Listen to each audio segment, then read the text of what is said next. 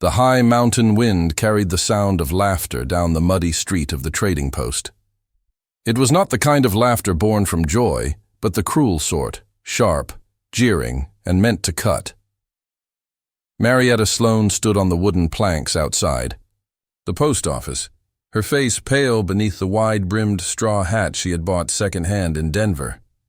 Her long frame towered over the women who huddled at the doorway, whispering into their shawls, and even over many of the men who came and went with saddlebags heavy from trade. She clasped her carpetbag tightly, her knuckles pale. "Too tall by half," one man sneered from the hitching rail, his words pitched loud enough for the whole street. "Ain't no wagon team'll take her. She'd scare the mules into bolting." Second joined in, voice nasal and mocking. "Maybe string her up as a new signpost for the road. Taller than the post outside the station." The group burst into laughter. Heat burned Marietta's cheeks. She tried to keep her chin lifted, tried not to let them see the sting.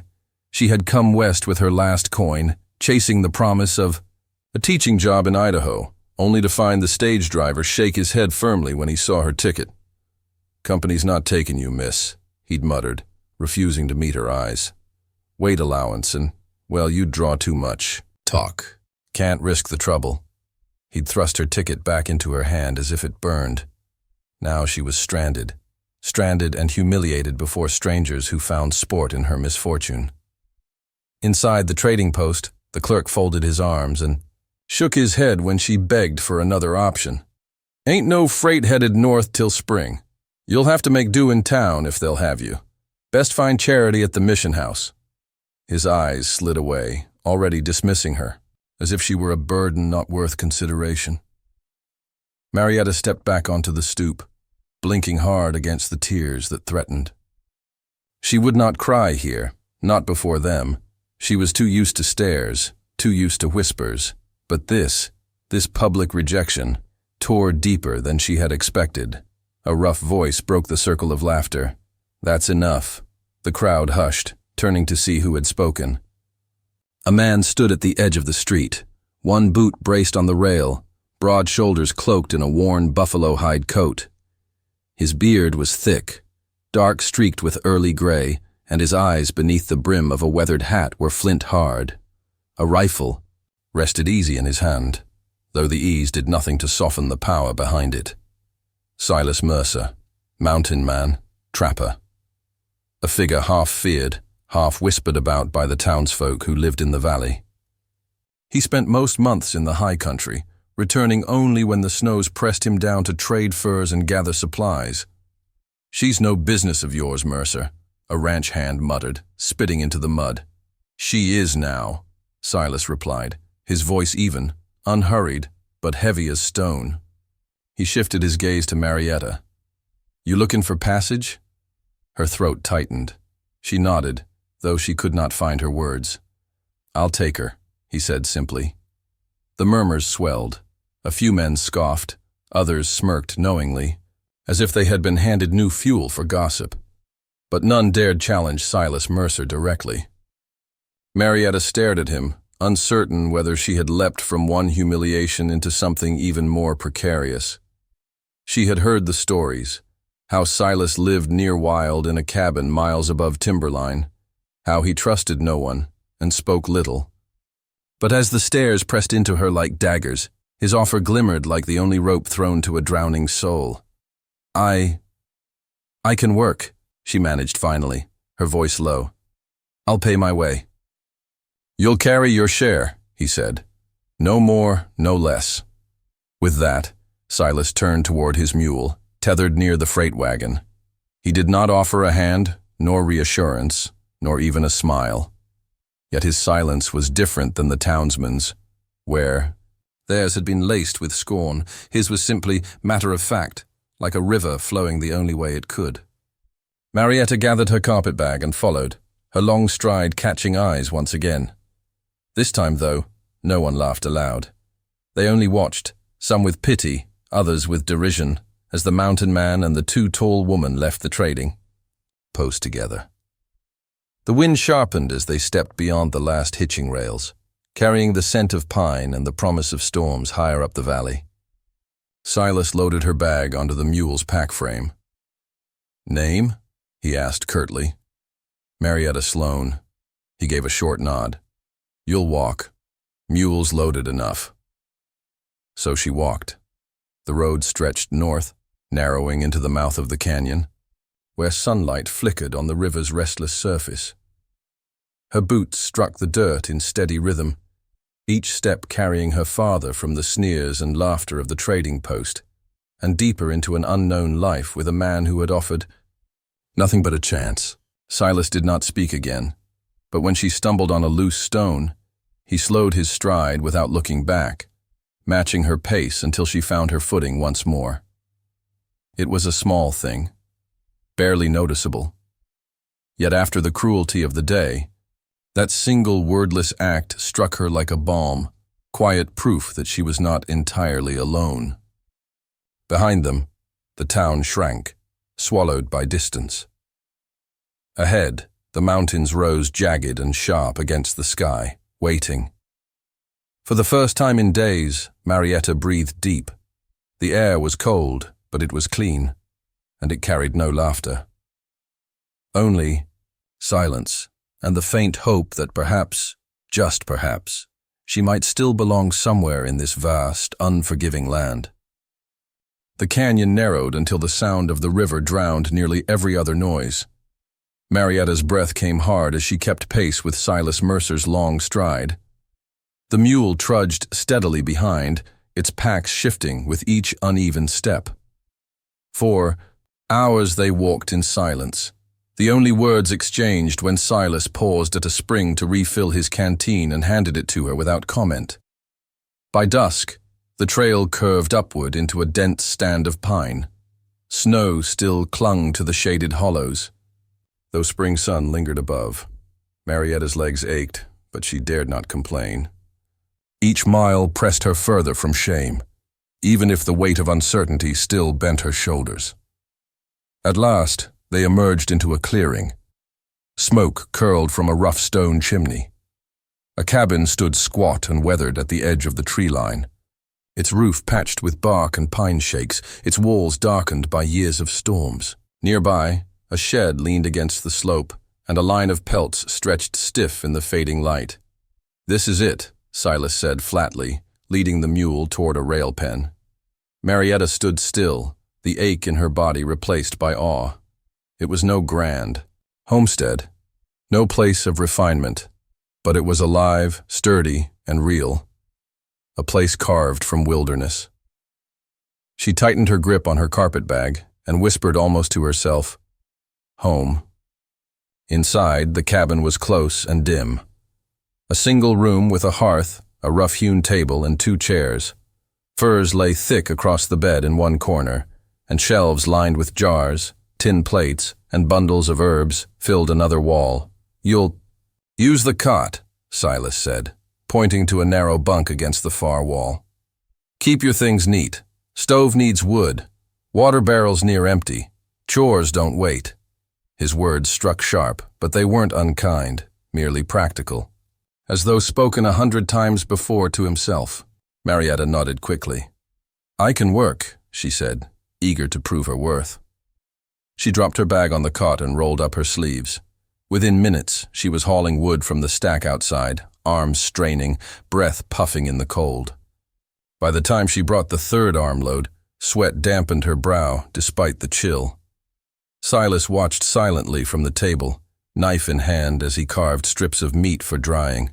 "You handle yourself steady," he remarked at last. Her heart leapt at the simple acknowledgement. "My father, he worked me harder than my brothers," she said, setting the wood near the stove. "Said I had the back for it." Silas gave a grunt that might have been agreement, then returned to his knife. That night she tasted the first meal of her new life, stew thick with venison and root vegetables, smoky from the hearth. She ate carefully, aware of his watchful presence across the table, but hunger overcame her hesitation. When the bowls were empty, she offered to wash the tin plates. Silas simply pushed them toward her, as if expecting no less. She scrubbed them clean, her movements quick, precise. Later, as she lay on the narrow cot, she listened to the crackle of fire and the low whistle of wind against the shutters. For the first time since her humiliation at the trading post, she did not feel entirely cast out. She had a roof, food, and a place to rest. Yet questions pressed heavy. How long would he keep her? What price would be asked for this shelter? Could a woman like her, too tall, too ridiculed, ever truly fit in such a place? The days that followed answered slowly. Each dawn, Silas rose before the sun, boiling coffee that tasted like bitter smoke. He left for the trap lines, sometimes gone hours, sometimes until dusk. Marietta remained, tending to chores she set for herself, splitting kindling, fetching water, scrubbing the hearth, mending what she could. It was hard work, yet she welcomed it. Every task became proof that she was not useless, that she could carve out a place even here in the wild. Still, there were stumbles. On the third morning, she spilled a bucket of water inside the cabin, soaking the floor. Silas's eyes flicked to the mess, and for a heartbeat she braced for scolding. Instead, he fetched another bucket and handed it to her. Do it again. Slower this time. The words, simple as they were, cut deeper than cruelty ever had. Not mocking, not rejection, just patience, gruff, but patient. As the days stretched into weeks, Marietta found a rhythm.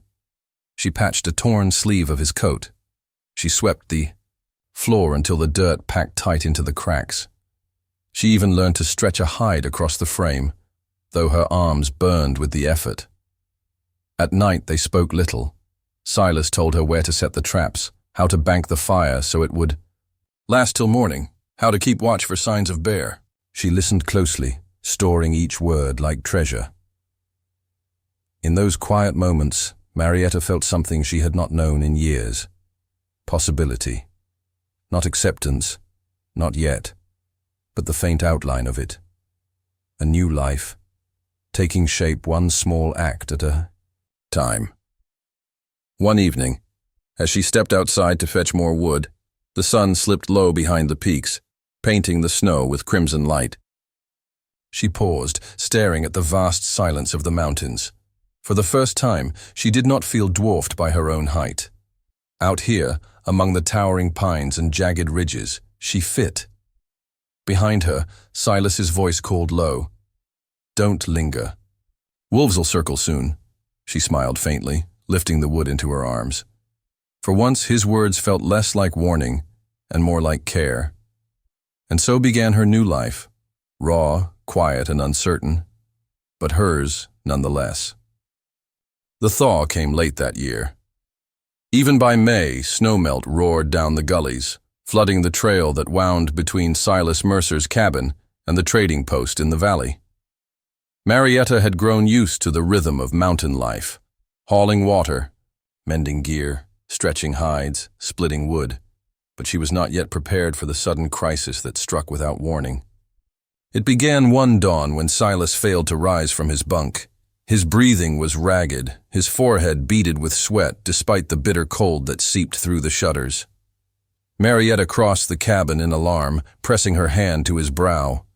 He burned like fire. Silas, she whispered, shaking his shoulder. Silas, wake! He stirred, his eyes glassy. Fever, he muttered, voice hoarse. Don't fuss. But the fever did not pass. By midday, his strength had drained to nothing.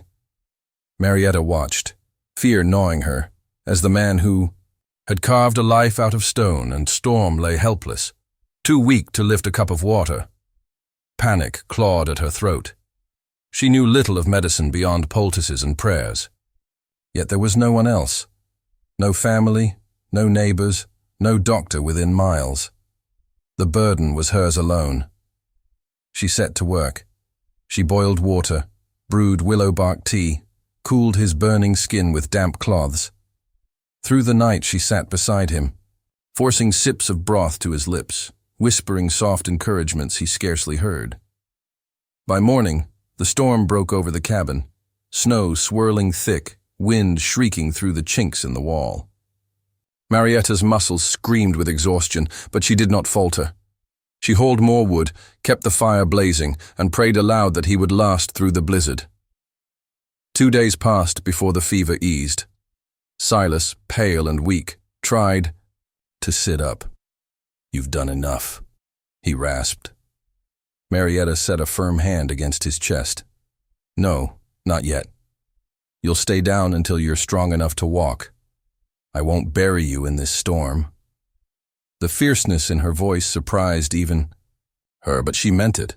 For the first time, she realized how deeply she needed him, not for shelter, not for survival alone, but for something that reached beyond the chores and the silence. In caring for him, she found a strength she had long been told she should be ashamed of. When the snow finally lifted, she bundled him in furs and led him outside for air. His steps were shaky, but he stood. Marietta hovered close, ready to catch him if he faltered. "You carried this place on your shoulders," he said quietly, his gaze drifting to the stacked wood, the mended hides, the smoke curling steady from the chimney. "Didn't expect anyone could." Her lips parted, breath caught by the weight of his words. It was not praise spoken lightly. It was acknowledgement, from a man who offered little. But vindication did not come easily. Later, that week, Marietta ventured alone down to the trading post, needing flour and salt. She entered the dim building with her head high, yet the room stilled when she stepped inside. "Well, if it ain't the giantess," a ranch hand sneered, his grin wide. "Thought you'd have wandered off by now. Guess Mercer keeps you for chopping timber, eh?" Laughter followed. Sharp, familiar, cruel. The same laughter that had stung her when she'd first been refused passage. Marietta's jaw tightened. She turned toward the counter, determined not to let them see her break. But a heavy tread sounded behind her. Silas had followed, still gaunt from illness, but upright, his presence filling the room. His eyes swept the ranch hands like a storm front. "You got something worth saying?" he asked, voice low, dangerous. The man stammered, his smirk faltering. "Just funnin', Mercer. No harm meant." Silas stepped closer, his bulk casting a shadow across the counter. "You mock her, you mock me, and I don't take kindly to fools." The room went silent. Even the clerk froze, staring between them.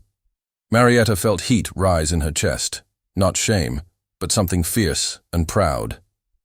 For the first time, someone had stood beside her against the ridicule. Not out of pity, not out of obligation, but as though her worth was beyond question. Silas placed a sack of flour on the counter, coins ringing sharp against the wood. "We're done here." Together, they left the post. Outside, the spring sun gleamed on the swollen river. Marietta matched his stride, her long steps carrying her forward with new steadiness. As they climbed back toward the canyon, she glanced at him.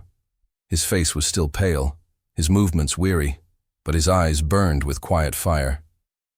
"You didn't have to defend me," she said softly. His reply was curt, but firm. "Yes, I did." The words settled deep in her, anchoring her in a way no shelter or stew could. For years she had been told her height was a burden, a mark of shame. Yet here, in the high country, with Silas Mercer at her side, she felt it shift into something else. Strength, vindication. The storm had tested her. The ridicule had returned, and yet she stood taller, not because of what they said, but because she had carried a man through fever and storm, and he had answered with loyalty. The mountains loomed ahead, fierce and wild, but Marietta no longer felt dwarfed by them. She belonged here, and for the first time, she believed she was enough. The mountains softened into summer, rivers running high with meltwater, the air rich with the scent of pine and wildflowers. Marietta had grown strong with the season, her shoulders hardened by labor, her hands no longer blistered from wood and stone. She moved through Silas Mercer's cabin as if it had always been hers, each chore no longer proof of worth but simply life. Yet peace in the high country never lasted long. It began with the traps. Silas returned one afternoon with his brow dark, setting a snapped steel trap down hard on the table. The jaws had been sprung not by animal, but by men, cut with iron. "Wedges, pelts stripped and stolen. Poachers," he muttered, voice like gravel. "Come up from the valley, bold enough to work my lines." Marietta stiffened. "What will you do?" His gaze lifted to her, flint sparking. "What I've always done, drive 'em out." That night, he oiled his rifle and sharpened the hatchet until it gleamed in the firelight. Marietta watched, unease tightening her chest. She had learned much of mountain storms and sickness, but this was a different storm, one with human malice at its heart. The next morning, she insisted on going with him. Silas shook his head. "This ain't your fight." Her chin lifted. "Your traps keep us fed. This is my fight too." His eyes narrowed, weighing her resolve. At last, he gave a grunt that meant reluctant assent. They set out at dawn, packs light, rifles slung. The trail wound high into a valley where spruce pressed close and shadows lingered even at midday. By afternoon, they found the first sign: 2 traps gone, chains hacked apart, blood staining the soil. Tracks led deeper, boot prints careless, in the mud. The sound reached them before sight. Laughter, rough and mocking, echoing through the trees. Silas raised his hand, signaling silence. They crept closer until the camp came into view. 3 men crouched near a fire, pelts spread across the ground. One was skinning a fox, another tossing bones into the flames, the third leaning against a stump with a bottle in hand. Marietta's stomach twisted. These were not desperate men scraping for survival. Their packs bulged with stolen hides. Silas stepped into the clearing without hesitation, rifle leveled. "Those ain't yours." The camp stilled. The men turned, their eyes hard, their mouths curling into scornful grins. "Well, if it ain't old Mercer," one drawled, rising to his feet. "Come to claim your scraps?" "You've had your warning," Silas said. "Take what you can carry and get." "Off this mountain," the second man spat into the dirt. "And who's the woman? Looks like you brought a scarecrow along." "She's near tall as a lodgepole." He laughed, mean and sharp. Marietta's face burned, but before the old shame could take hold, Silas's voice cut through. "You shut your mouth." His words rang with a ferocity she had rarely heard from him. For a moment, the poacher's smirk faltered. Then he barked a laugh, hand drifting toward his belt knife. The clearing erupted. The bottle crashed to the ground, rifles jerked up, and Silas fired first. The shot split the air, sending the poachers scattering. Marietta ducked behind a fallen log, heart hammering as gunfire cracked through the trees. Silas moved like the mountain itself, solid, unyielding. His shots rang true, forcing the men back. But numbers pressed heavy, and for every poacher driven off, another darted forward. One man circled behind, knife flashing. Marietta's eyes widened. Without thinking, she seized the hatchet from her belt, the one Silas had insisted she carry, for chopping if nothing else. Her arm swung with raw strength, burying the blade into the trunk beside the man's head. He stumbled back, startled, giving Silas the moment to wheel and fire. Silence fell as the last shot echoed down the valley. The poachers fled into the trees, curses fading into distance, their packs abandoned. Marietta's chest heaved, her hands trembling as she pulled the hatchet free from the wood. Silas strode to her side, gripping her shoulder with a rough, steadying hand. "You did good," he said simply. She swallowed hard, her breath ragged. I thought I'd freeze." "You didn't." His gaze held hers, fierce and unflinching. "You stood. That's what matters." The stolen pelts were gathered, the campfire doused. Together, they carried the proof of their stand. Back down the trail. That night, as the fire warmed the cabin, Marietta felt a shift between them. Not spoken, not declared, but undeniable. They had faced danger side by side, and in the crucible of gunfire and fear, something had fused, trust, forged in blood. And smoke. Silas said little, only set her plate heavy with stew. But when his hand brushed hers across the table, rough fingers lingering for a heartbeat too long, she felt the bond take root deep in her chest. Her height, once mocked, had given her reach, speed, presence in the fight. For once, she did not curse it. She embraced it. And for the first time, she believed that maybe, just maybe, she was more than what the world had called her. Summer ripened in the high country. Wildflowers spread across the meadows in bursts of yellow and violet, and the rivers slowed from their furious spring floods to a steady, glassy run. Life settled into rhythm again, traps checked, hides stretched, wood stacked. Yet something was different now. The night of the poachers had left its mark. Since then, Silas and Marietta moved not as two strangers surviving under one roof, but as partners bound by something neither could name aloud.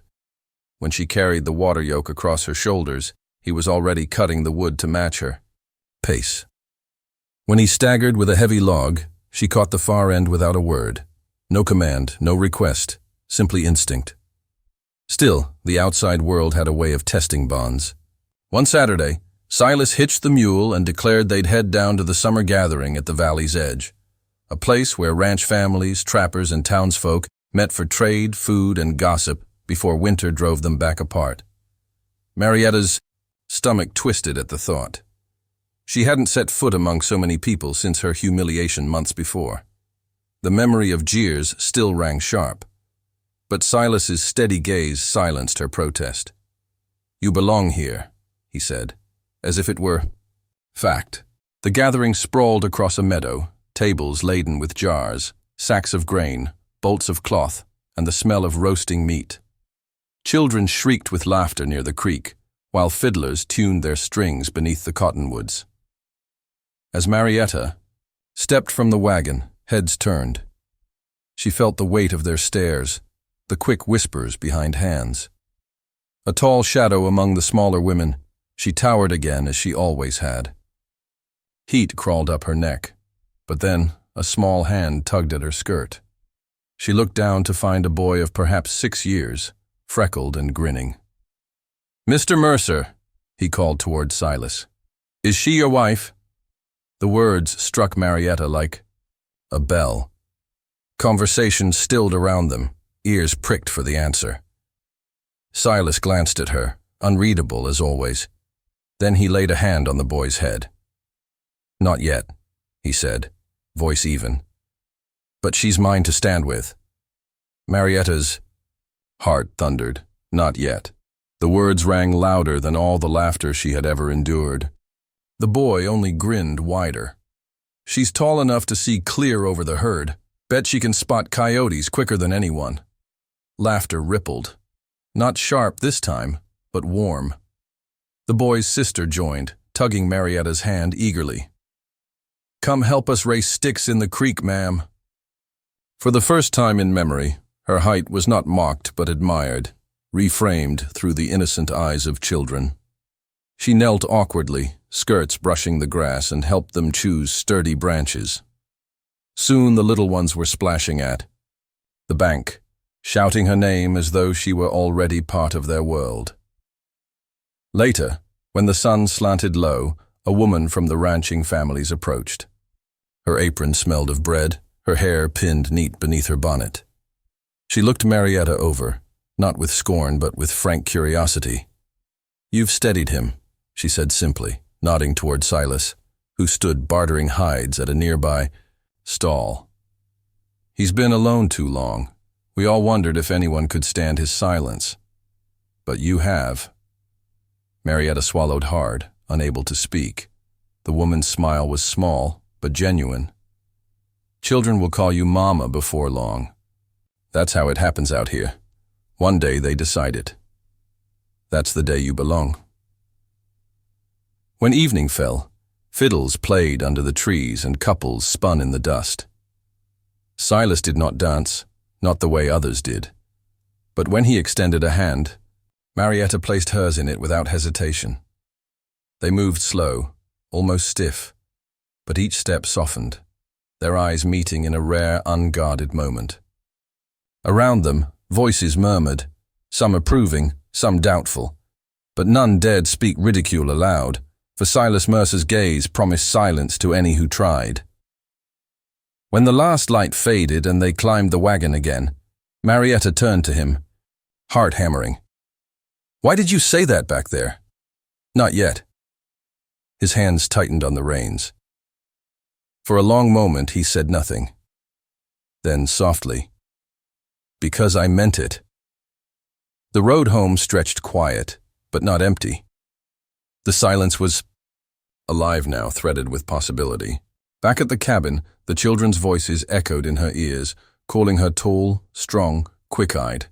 And beneath it, the woman's words lingered like a promise.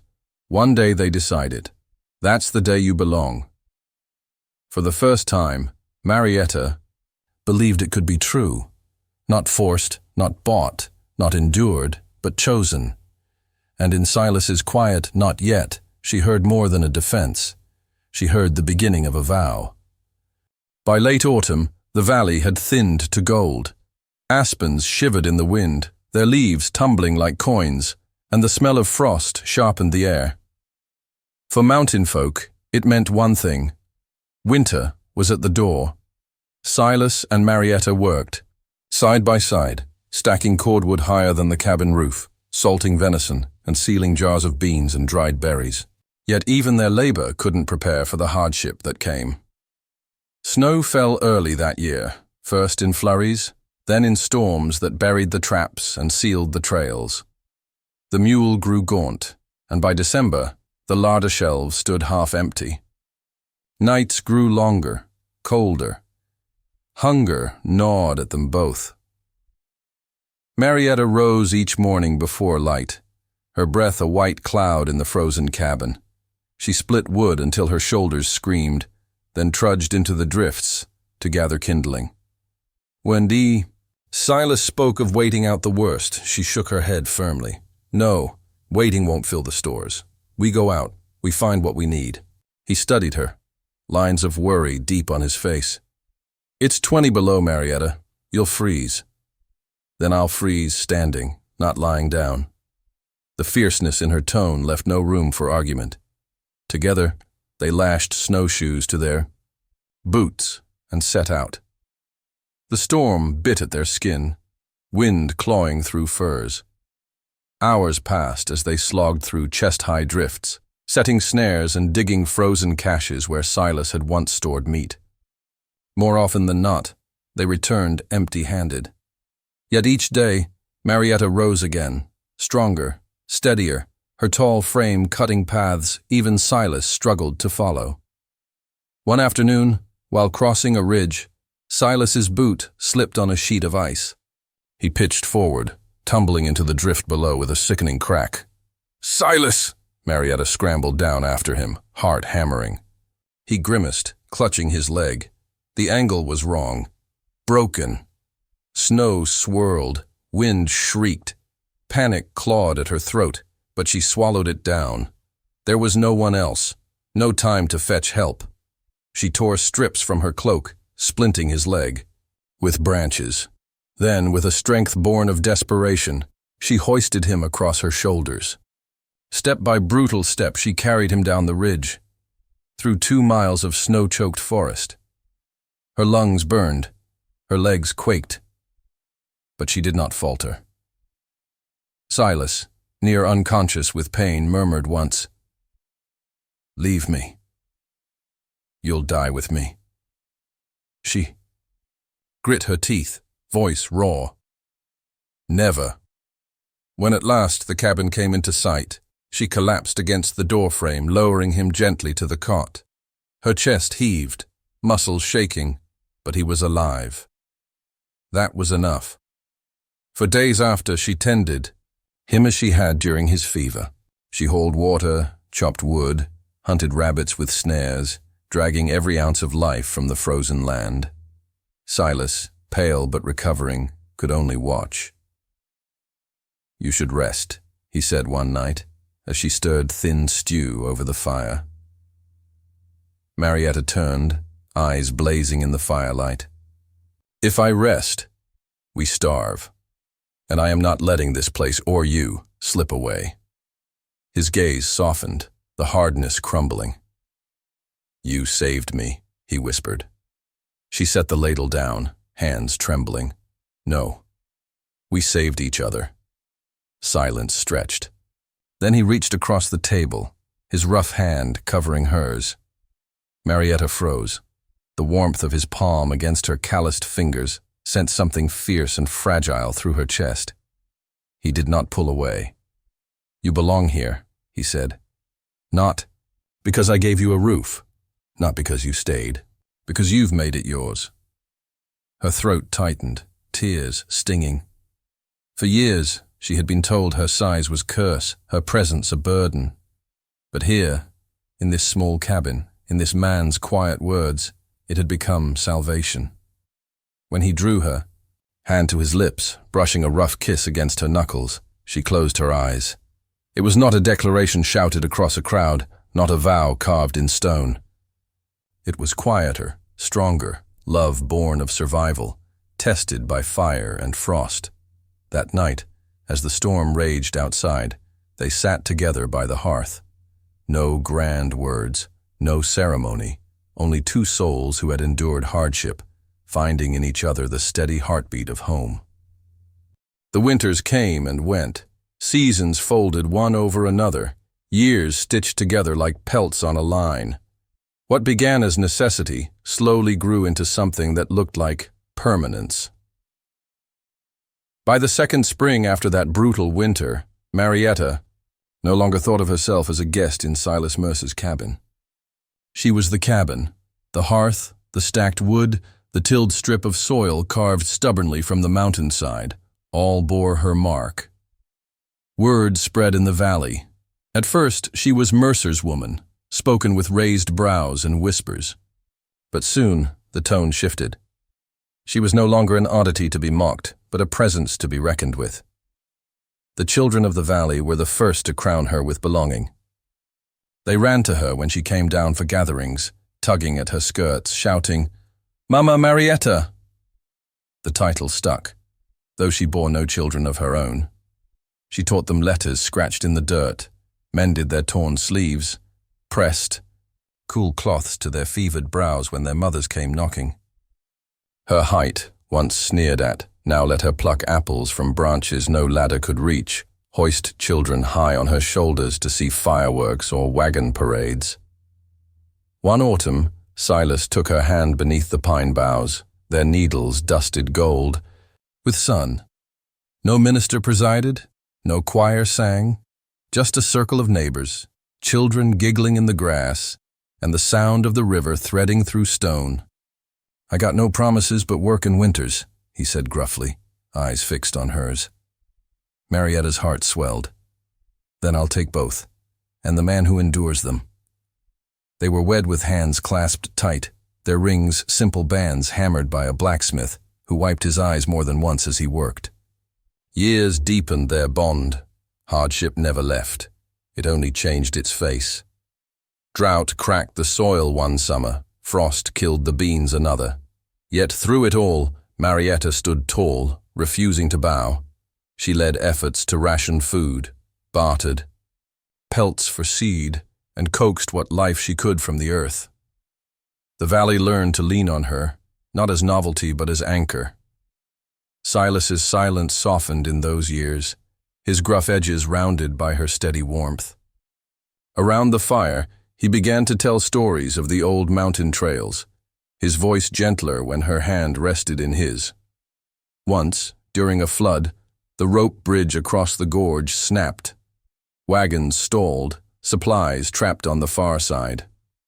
Men argued, frightened to attempt the crossing, but Marietta, tall and unflinching, tied the line around her waist.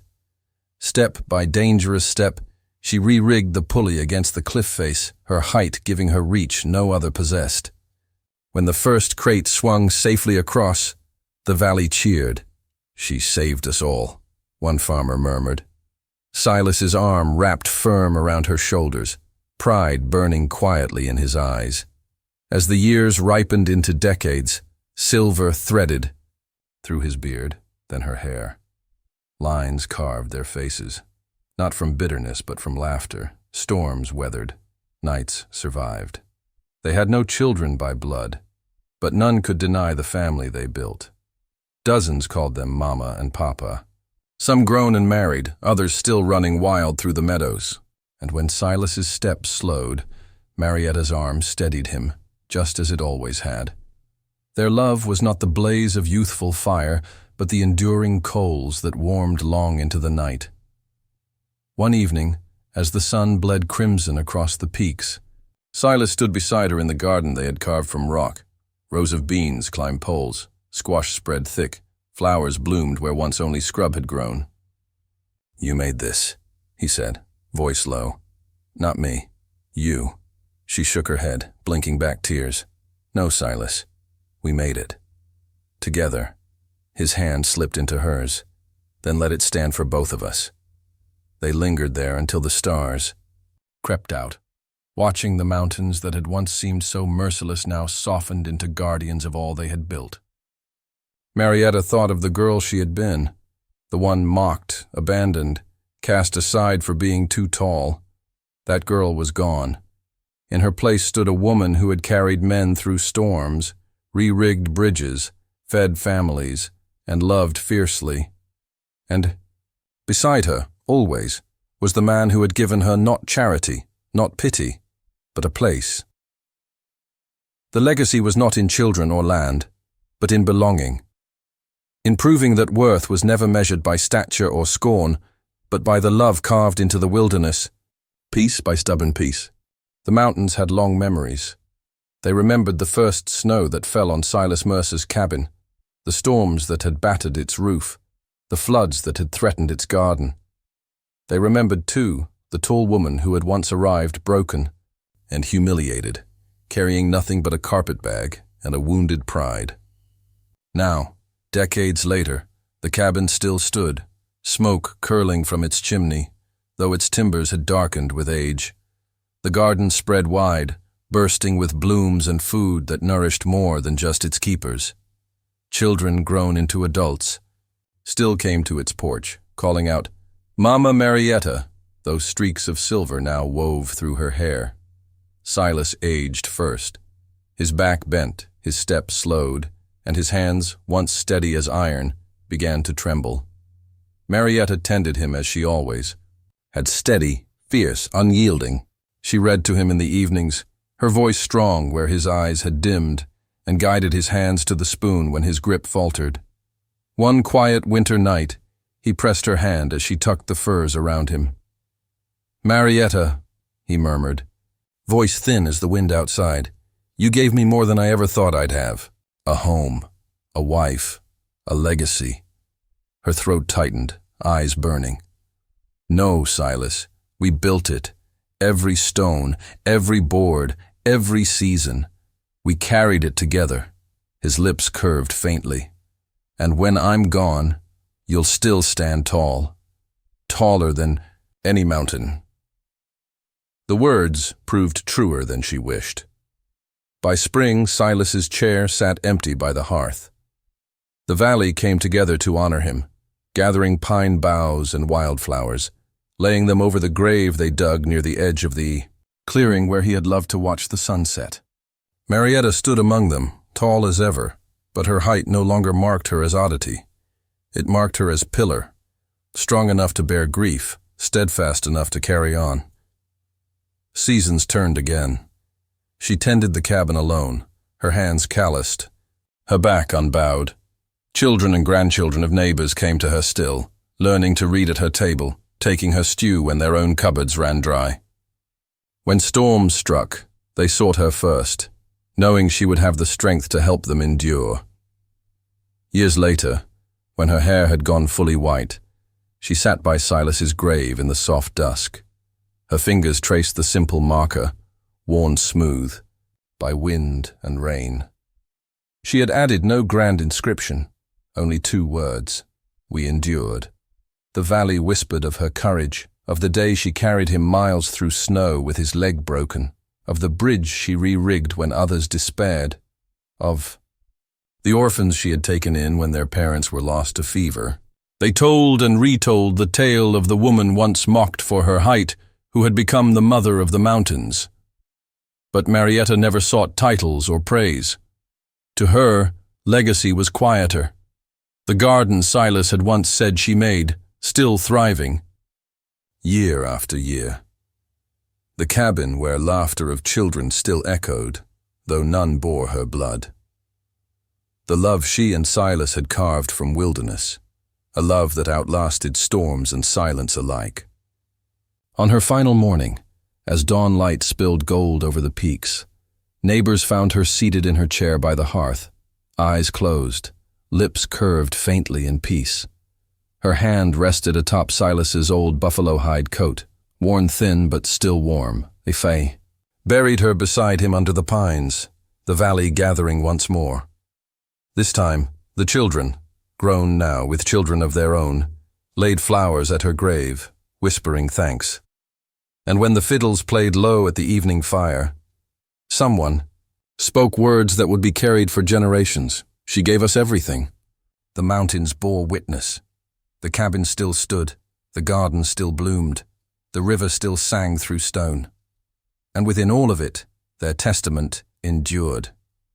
Not the story of a woman cast out for being too tall, nor of a mountain man, too silent to belong, but the story of two souls who found one another in the wilderness, who bore hardship together, and who left behind more than land or blood.